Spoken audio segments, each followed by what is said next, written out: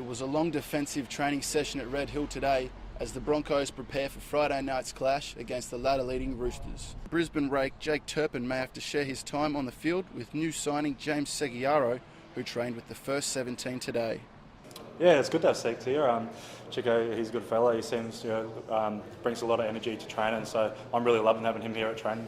Amid rumours the club could be after South's 5'8" Cody Walker, Anthony Milford will be looking to solidify his combination with youngster Tom Dearden. Yeah, mate, he's a stock standard halfback. He knows his job and just does it well. So, look, can't ask anything more of him. He's just keep being him and keep doing the little things that's making him a good player. Alex Glenn left training early with an illness but should be fine for Friday. Jimmy the Jet will spend another week out of the NRL. Andrew McCullough is on the road to recovery. And Gemmet Shibasaki will replace the injured Jack Bird in the centres. It's been a long time coming for the pride of Brisbane town. They haven't beaten Adelaide since 2012. Lions leader Luke Hodge said although they've knocked off some big-name teams already, finding consistency is key. But I think the pleasing thing for our group is for the majority of the games we've been playing some good footy, but it's just about that consistency of putting it for 4 quarters, which when you come up against a pretty good opposition most weeks, that's a tough thing to do.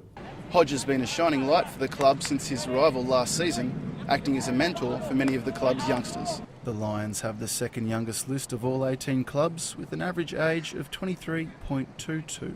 So we've got probably 8 or 10 guys that have the potential to be captain. The group that I think I've mentioned a number of times about the young guys driving the standards throughout pre-season.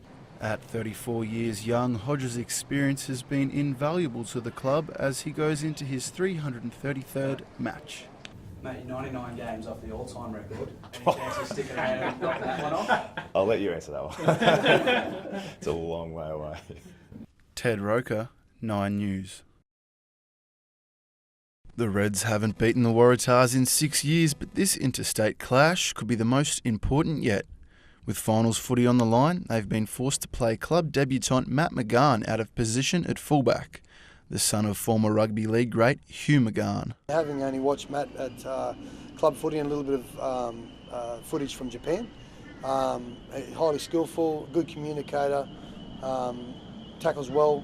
Wallabies Tom Robertson and Adam Ashley Cooper return to the star-studded New South Wales side as they'll be looking to break a 3-game losing streak.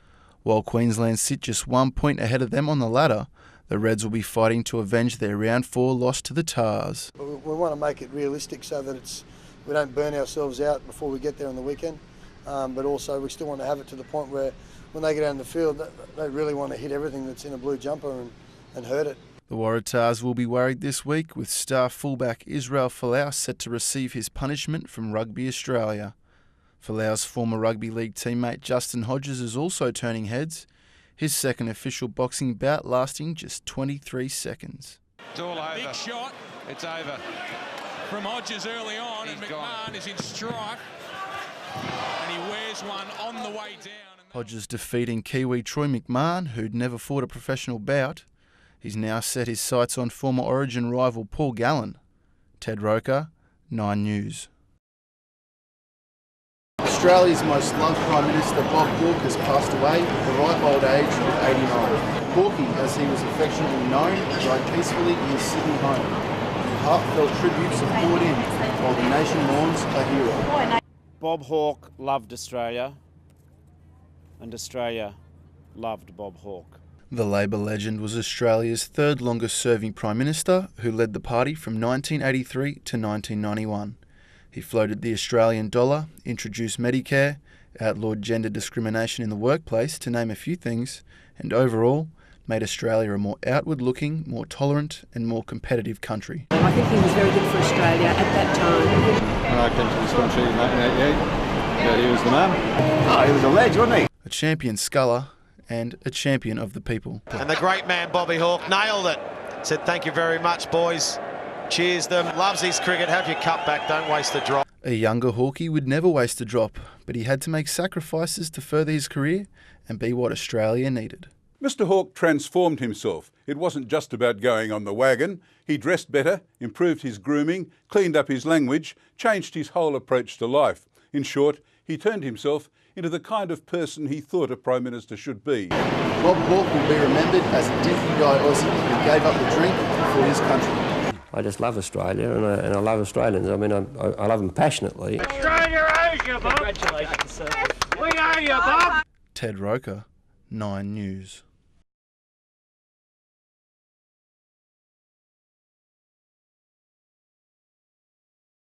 Police have uncovered a freezer chest buried deep in the backyard of a missing Goodna man's property. 58-year-old David Thornton was last seen at his home on the 22nd of February by a neighbour. Detectives say his disappearance is suspicious. On Friday, as a result of further information that we received, a crime scene was established at his address. The retired school teacher was supposed to be on a fishing trip in Western Australia, but when he didn't return, the family filed a missing persons report. Weeks later, a friend of Thornton's called police after visiting the house and smelling a rotten stench. Neighbours say they saw some strange activity in the backyard a few weeks ago, a group of people digging a hole in the ground. I noticed the excavator working next door, and I popped my head out to see, and I could see him just digging a big hole, huge hole. The site was dug up by police and more work carried out yesterday, uncovering 2 freezers. There's a lot of stories we've heard and some aren't good. The site will now be handed over to forensics experts for further investigation. Anyone who can assist police with information is asked to make contact. Ted Roker for 10 News First.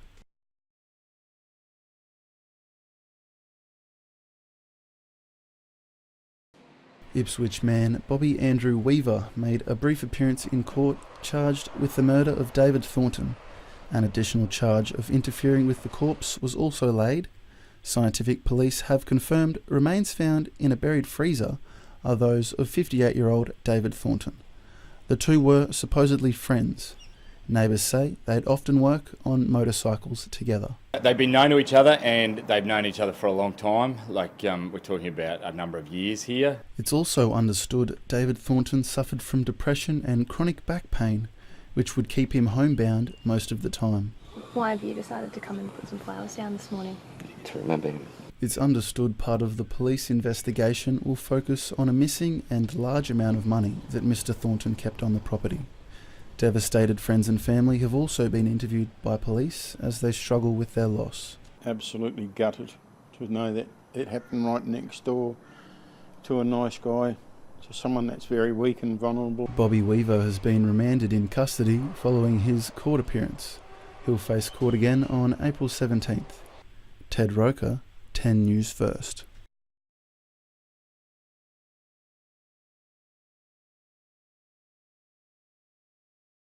The Queensland Reds will be hoping lightning doesn't strike Suncorp as they look to turn their season around against the Stormers on Saturday night.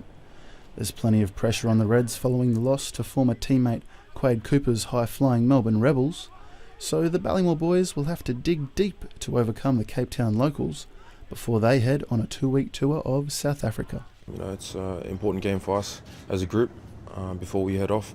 The Reds will be without several key players due to injury, but coach Brad Thorne is confident they have the cattle to handle it. Wallabies director of rugby Scott Johnson watched the team train as rumours of resting Reds rep players were confirmed. Once we get to South Africa, understanding that there'll be guys getting rested throughout that tour. Western Australian speedster Jack Hardy will also make his debut for the club on Saturday, one of 5 changes to the squad. Ted Roker for 10 News First.